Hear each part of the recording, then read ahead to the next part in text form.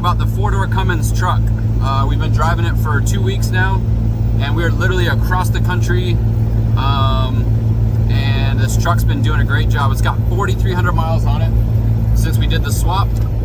And I just wanted to talk a little bit about how it's been doing and just kind of an overall impression of where it is now that it's got some miles on it. So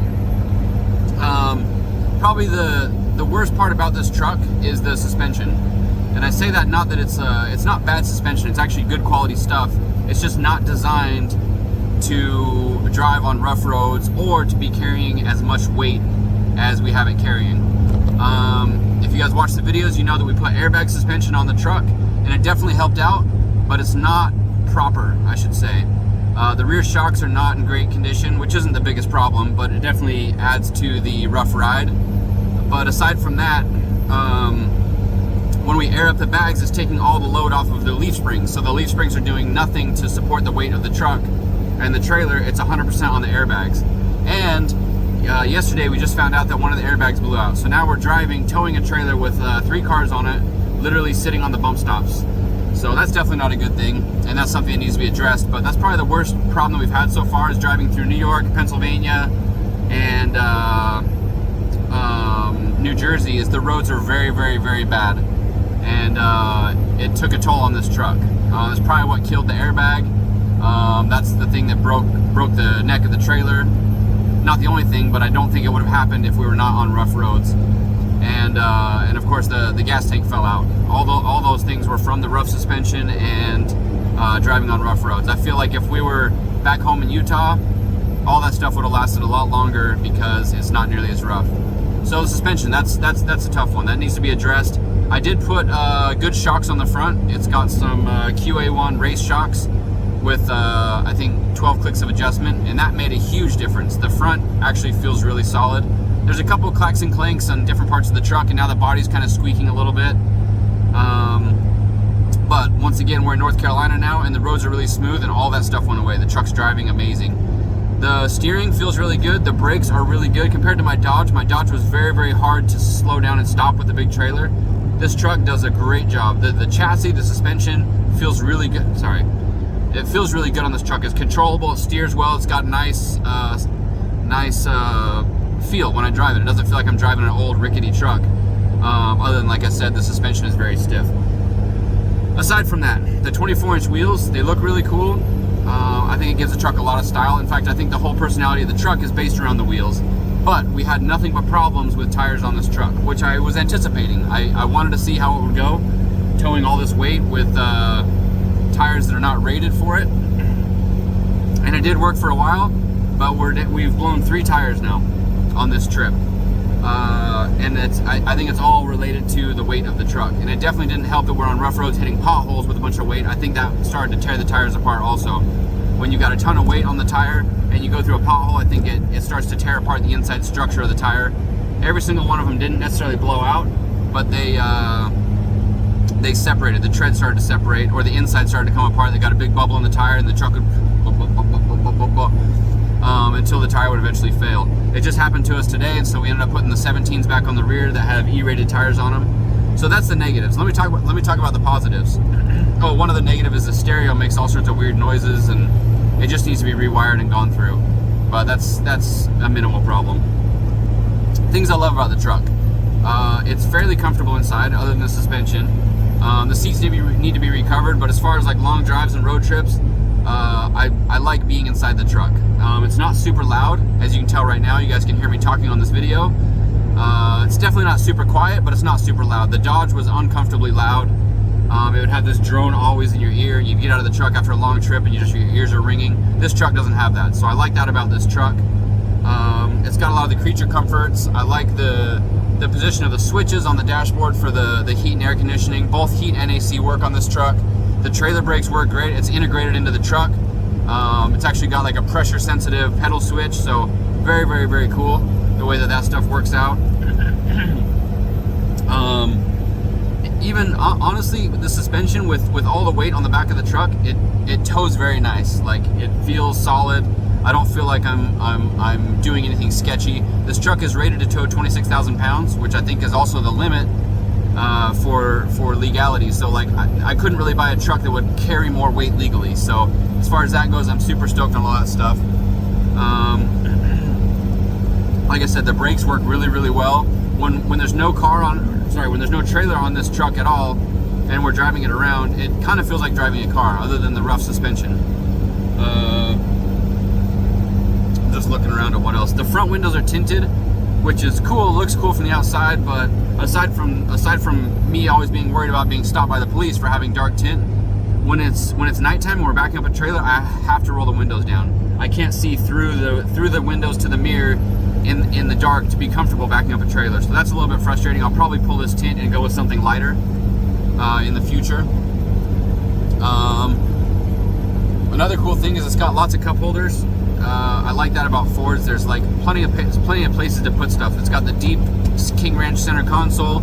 It's got the dashboard area where we can put stuff up there. There's just a lot of space to put things in this truck. The back seat's not super comfortable, being the King Ranch, but it's not terrible. We lay a blanket out there, and it's plenty of space to take a nap in the back seat. There's lots of legroom in the back seat. I don't have the front seats aren't hooked up to electrical yet, so we can't adjust them. They do tilt forward and back mechanically, but electronically, the sliding forward and backward is not adjustable. So that's something I've got to deal with in the future. The dual fuel tank thing is really cool, the way we set it up. It seems to work great. I haven't had any issues other than the tank falling out on the freeway. Haven't had any issues with switching. The fuel gauge, we figured out how the calibration is. It's not perfect, but we're able to know when we're about to run out. We're able to check when it's full, all that stuff.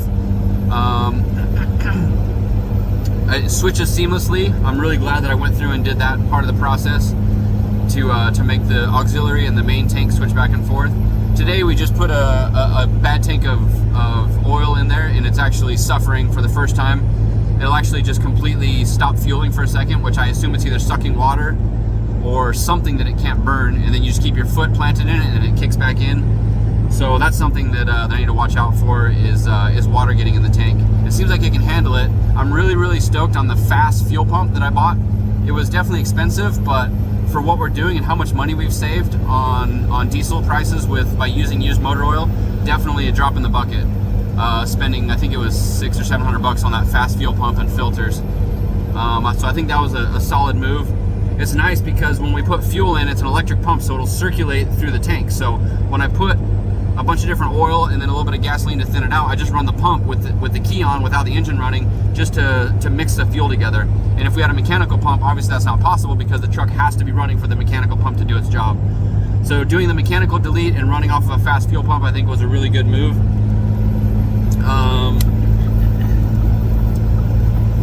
I think that's about it. This truck has been great. I'm really, really happy with how well it's been doing. We haven't had any engine related issues. The truck just keeps going, just keeps doing its job, and the engine seems solid. It's got decent power. I think it could do it with a little bit more power, but since we don't have an EGT gauge installed yet, I'm not trying to push it past the limit. It consistently does 30 pounds of boost going up hills, which I don't think is an issue. It's not really pushing any sort of mechanical limits on this engine. But like I said, I don't really want to try and push the envelope without proper data, which would be the EGT sensor. So when we get home, I'll probably do a little bit of modifying to the fuel system, turn it up a little bit more, and see just what it can do. Fuel economy, I haven't been tracking very well because, like I say, we're just pouring oil in a tank. We don't really know the full capacity of the tank, so it's hard to measure how much fuel we've used when we're pouring. We're pumping from one barrel to another with no way to measure fuel economy. I would guess we're getting between 10 and 12, but I really have nothing to back that up, other than that's what my other truck does. We might be doing a little bit better, but it's nice to be able to carry so much fuel because our range is so far between stops. We can go, I think we have 80 gallons, 70 or 80 gallons of fuel capacity on the truck. Not to mention the 55-gallon drum we have on the back on top of that. So either way, like I say, the transmission is great. It shifts great. The tuning that was done by diesel conversion specialist, I'm really happy with. The tow haul mode is awesome. This truck will actually slow down really well with the engine brake, the transmission brake. If you're going down a hill in tow haul mode and you touch the brakes, it senses you're touching the brakes and decelerating off throttle. It'll downshift, and it'll even go up as high as like 3,500 RPM to slow the truck down. and it does really, really good at that task. So I'm happy with everything that's come together. All the parts we got from diesel conversion specialists are working. The air conditioning is working after we got the hoses figured out, and I'm just really, really happy with this truck. Obviously it needs some stuff. We blew out a tire, I need a bedside. We had the trailer fail, I need a tailgate. It's all minimal stuff though. This truck is doing really, really well. This engine is healthy and strong. I think it had 250,000 miles from the other truck I pulled it out of, and no problems. We turned the timing up to, I think, 18 or 20 degrees if I remember, so it does smoke at idle, which is what people were saying was a byproduct of turning up the timing was smoke at idle, and it definitely does that quite a bit, whether it's on oil or on diesel. So I'm not going to say that that's an issue.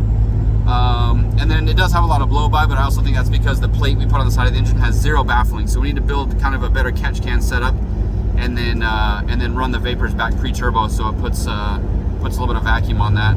Other than that, I'm really happy with the truck. For those of you that followed along, I hope you appreciate this little update. I'm really, really happy with this FORDoor Cummins truck, and I just want to get home and do more improvements to it.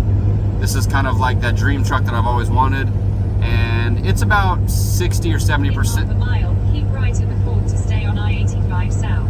It's about 60 to 70% of what I want, so it still needs work, but like, you know, my eyes are really good at seeing what can be, not necessarily what is right now, but what can be, and the potential I see still in this truck is great. Keep right at the Ford to stay on I-85 South. So thanks for watching, guys. I don't know if I'll do another update soon. If I start working on this again in a few, on I-85 South for 86 miles. If I do some work on this again in the future, I will update it as part of the FORDoor Cummins series. But that's it for now. Thanks for watching. Bye.